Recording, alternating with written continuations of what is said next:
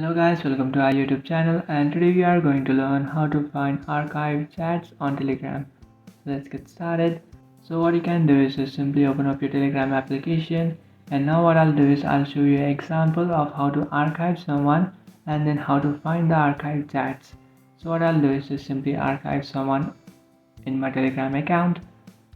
So to archive someone, you just have to tap and hold on to their account, and then you will find this three dotted icon which is on the top right corner of your screen, and you will find this first option which is archive. Just tap on it and that will successfully archive that person.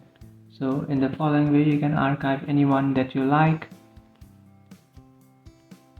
And after doing that, now to find those archive chats, what you can do is just simply tap on this top option which is archive chats.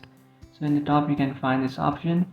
So you will find this option after you archive someone on Telegram.